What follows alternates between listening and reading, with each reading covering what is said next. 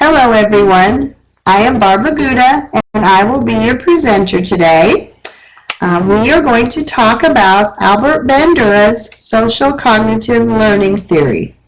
We're going to look at how we learn and more specifically how adults learn. I want to apologize if my voice is a little scratchy.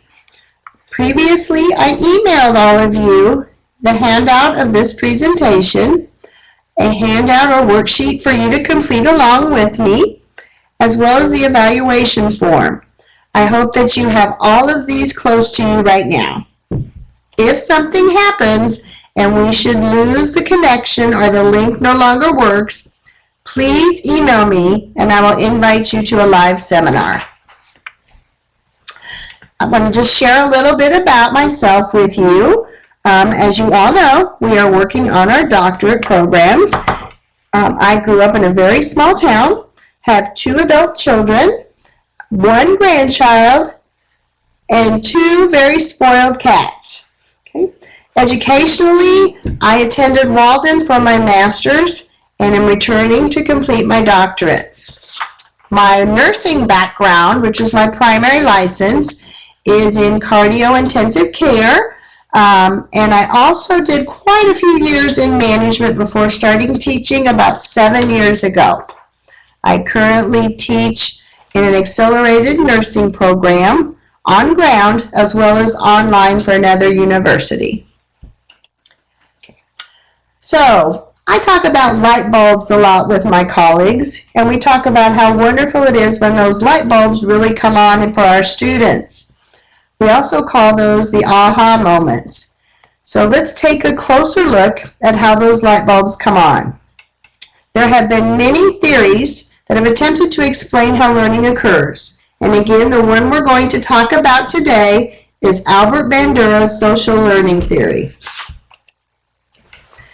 The objectives for this presentation are that the participants will be able to explain adult learning, be able to list at least 3 key elements of Bandura's social cognitive learning theory, and be able to state 3 applications for the classroom related to Bandura's theory. So what is learning? Learning in its simplest form is acquiring new or modifying existing knowledge. It's very primitive when we define it this way. There are at least a couple of problems with this simple definition.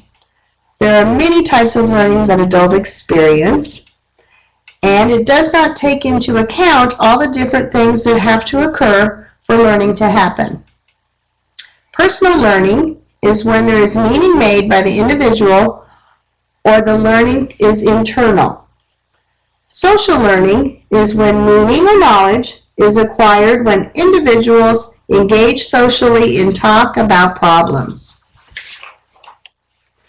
We can also describe learning as formal or informal. Formal learning is usually what we think of, or at least what I think of, when I hear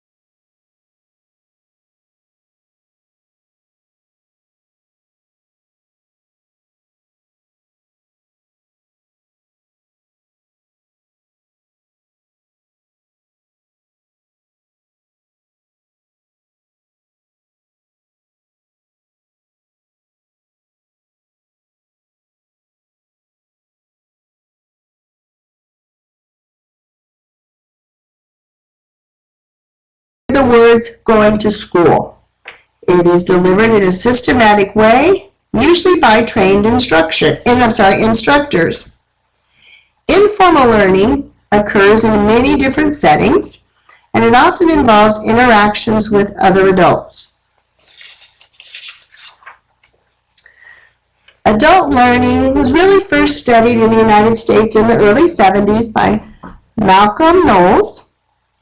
He identified the 6 principles that he thought were necessary for adult learning, and we've discussed those in class. The one that I want to focus on a little bit is that adults are internally motivated and self-directed. I believe this, but I also believe that adults have external motivators for learning. So I have a little video that I'm going to play for you. And I want you to think about what type of learning this is.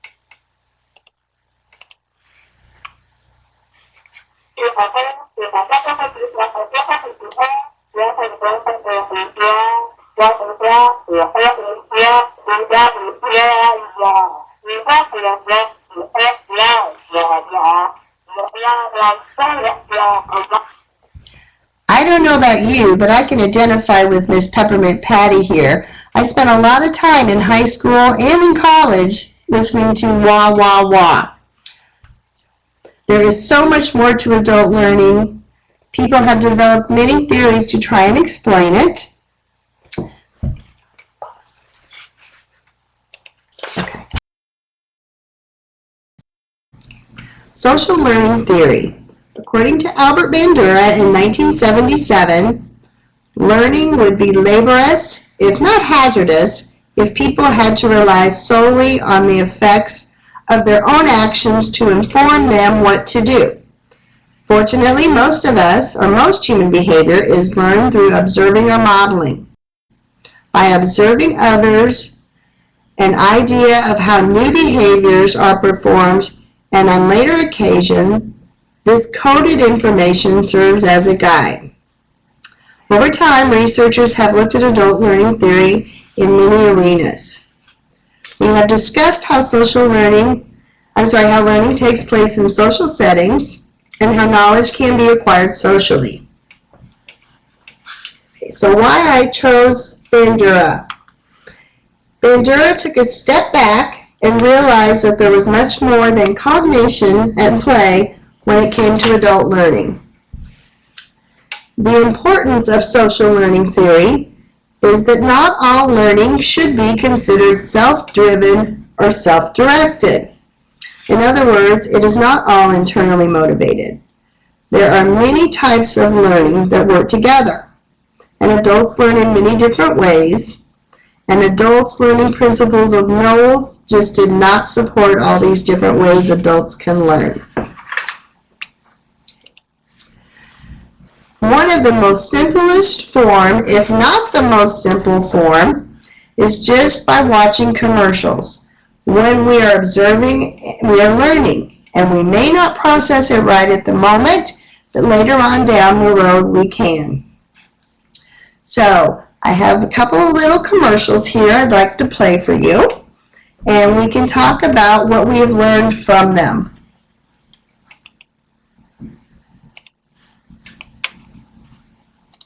Thank you.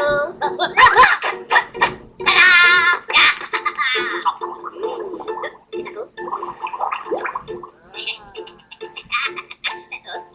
at the eye.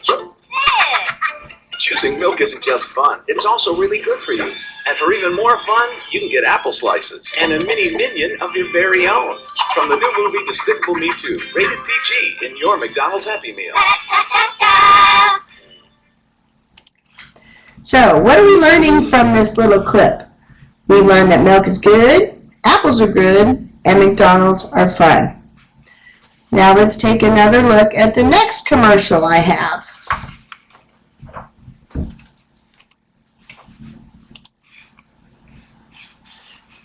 Ready? If you can find your toes, you can find your head with your toes. And here, with those guys, you know what? Say hi to Jesse. Find your rhythm. Oh. Now find the spot right. Deep breath. Yeah, nailed it. So how about Nike? When I put on my Nike shoes, I can do anything. I can swim, I can run, and I can be a gymnast. So, why Bandura again? Observational learning is powerful. Learning is also enhanced when we can identify with the teacher. It is important that we remember cognition is part of this, but not the whole package.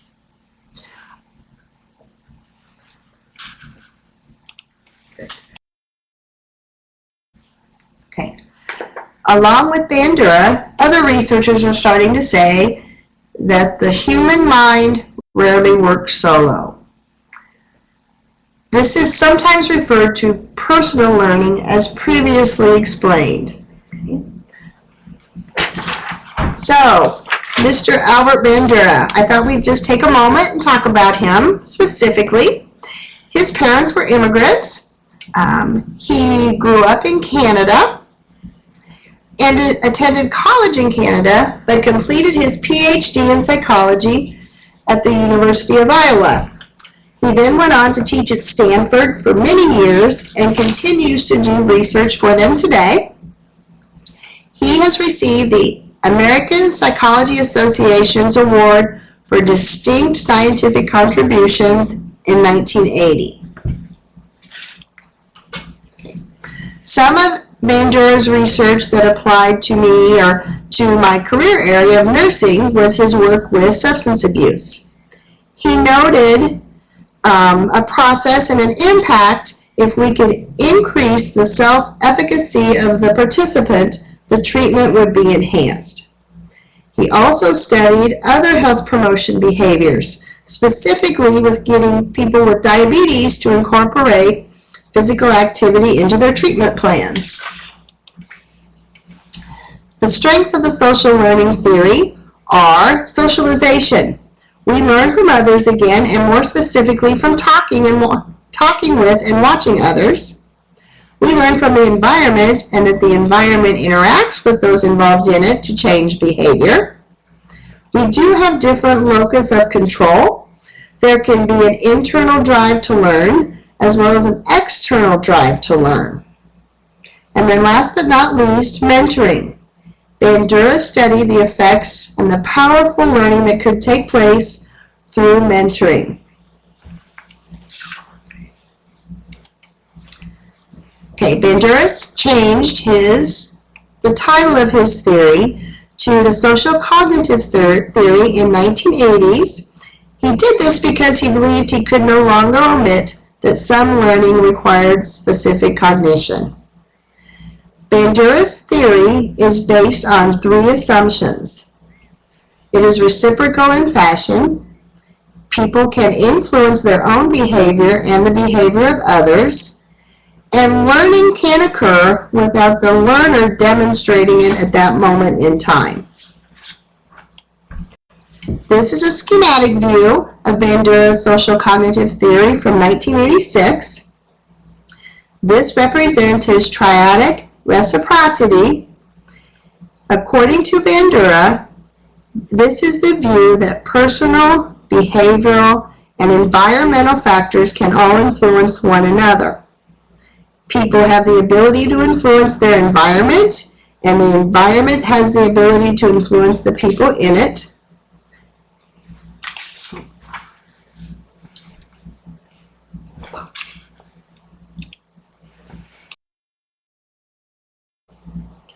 Okay, I just want to mention a couple of other important aspects of social cognitive theory. One is self-efficacy, in which a learner's self-confidence toward learning. People are more likely to engage in certain behaviors if they believe they can handle them successfully. Self-regulation is when individuals have their own ideas about what is appropriate or what is inappropriate behavior, and they choose their actions accordingly.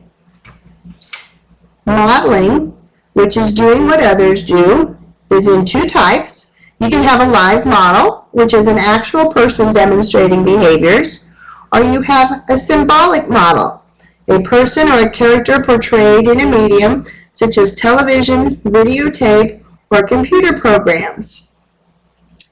Imitation is when a person uses another person's behavior as a stimulus for immediate response. The observer is then reinforced in some way for their demonstrated behavior, either through vicarious reinforcement when the behavior is acceptable, or vicarious punishment when the behavior is unacceptable. When we think about social learning theory, there are many applications for the classroom. Observational learning and modeling. Our students are watching us, whether we know they are or not, and whether we really like them to or not, so we need to be careful with what we say and what we do. As faculty members or facilitators, we should be setting high expectations or outcomes. This is important according to Bandura. When we set high expectations and high outcomes, it is our responsibility to help our students reach them.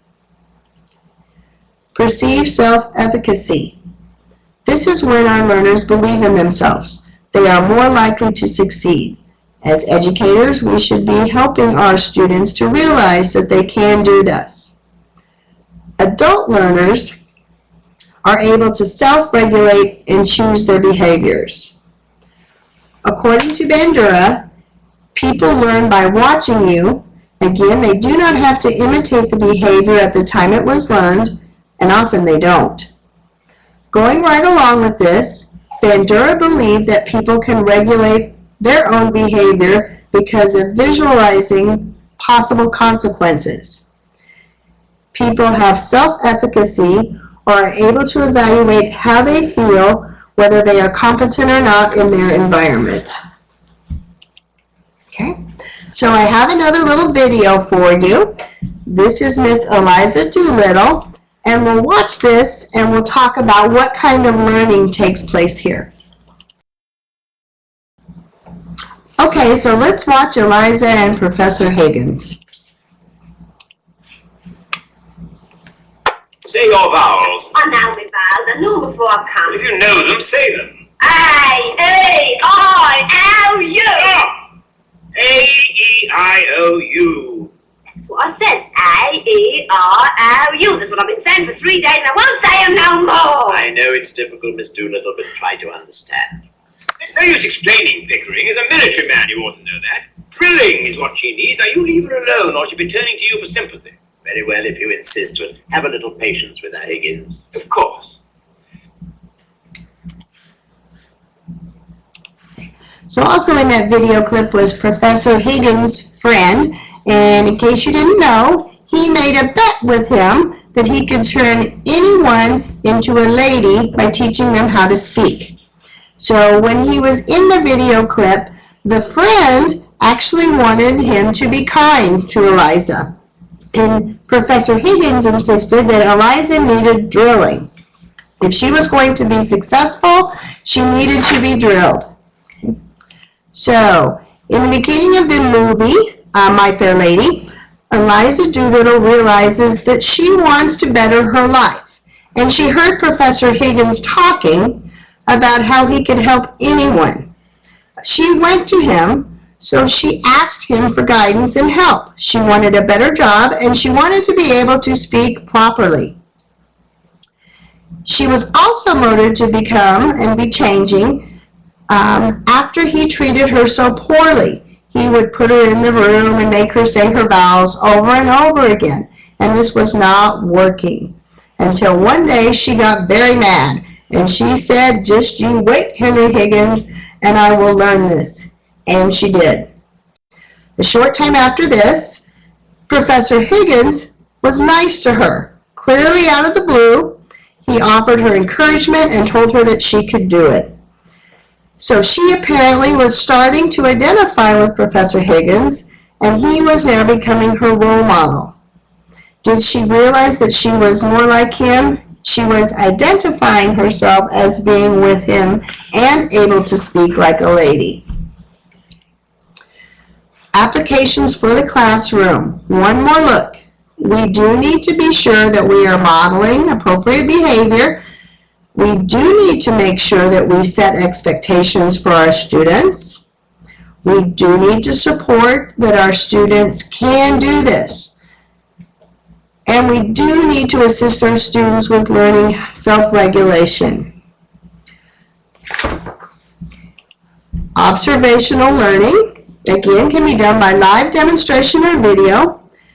We use this quite a bit in nursing when we're working with our nursing students.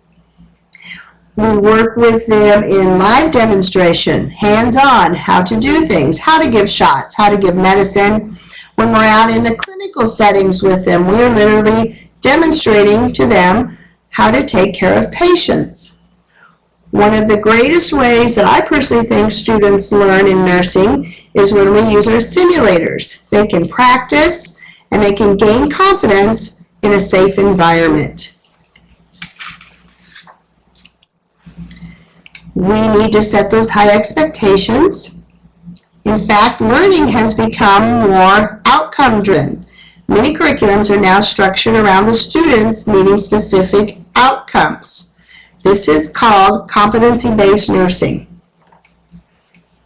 The focus has shifted from the teacher to the student. Self-efficacy. People have confidence that they can engage in activities that can help them reach their goals. It is believed that self-efficacy can grow over time, and it is also believed that we can support and encourage and enhance our students' ability.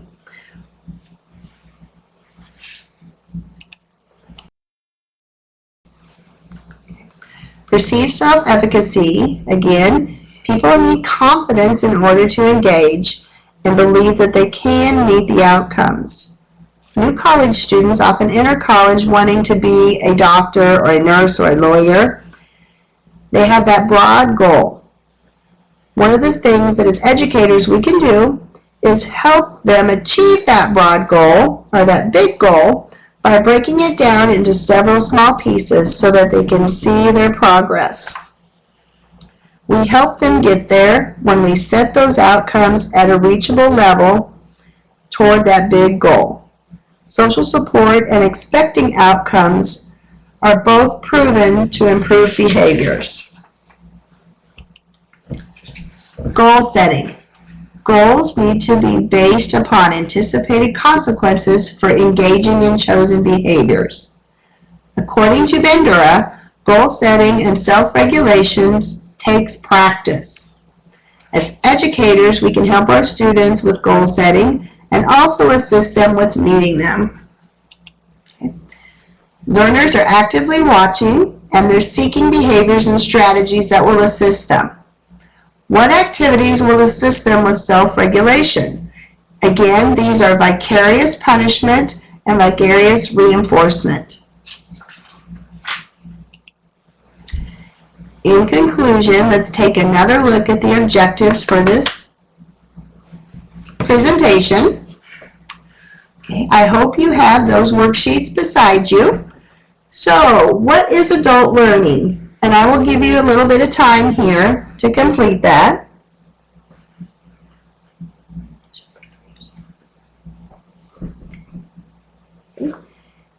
Next, what are three key elements of Bandura's social cognitive learning theory?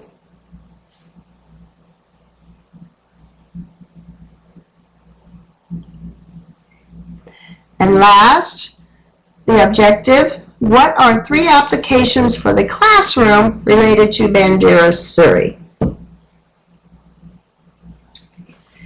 Please go ahead and continue and complete your handout and return it to me via my email that you have.